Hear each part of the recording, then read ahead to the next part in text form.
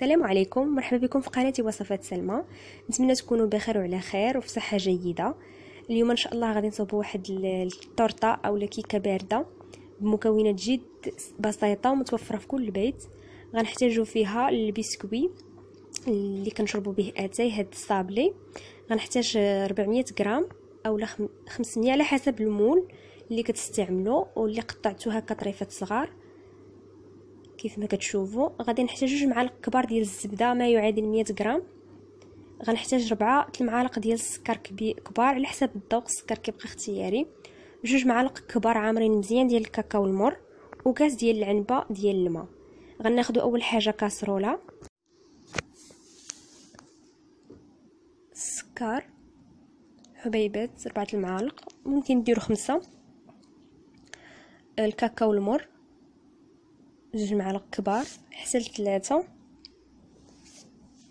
الا كان كيعجبكم الكاكاو ممكن انكم تكثروا منه.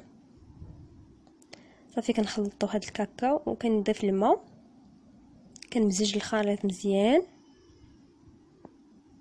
وكنضيف الزبده ونخلط هذا الشيء مزيان، وغنديروا فوق البوطه حتى يعقد ليا.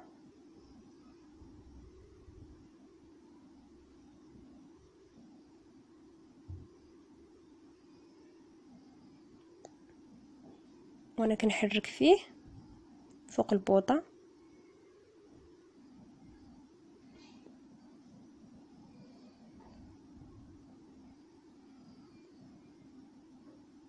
ها هو من بعد ما عقد كنخليه حتى يعقد شويه يتقال، وغناخذ هذا البسكوي وغنصب عليه هذا الخليط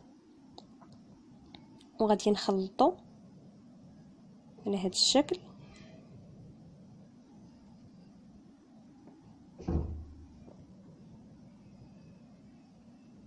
تشرب ليا الخليط.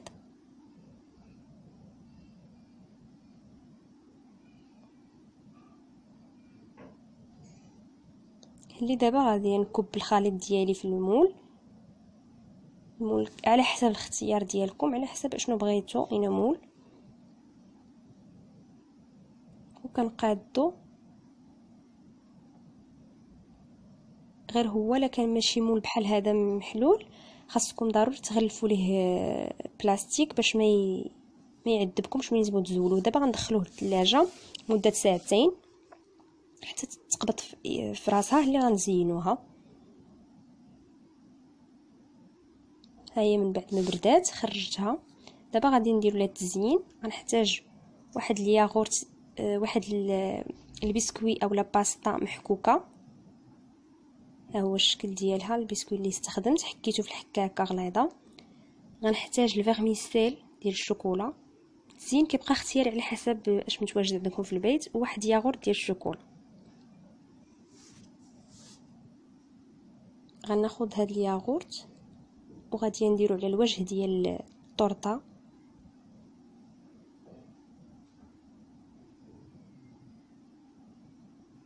كلها.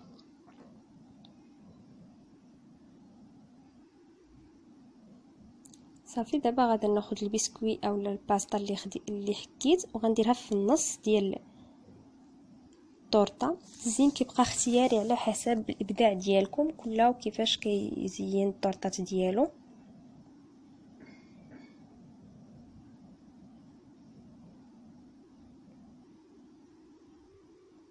ها هو هذا النصف الاخر ممكن تخليوه هكا، وممكن ديروا ليه الفيرميسيل كيف درت انا، فيرميسيل ديال الشوكولا اولا الفيرميسيل الالوان اللي بغيتو.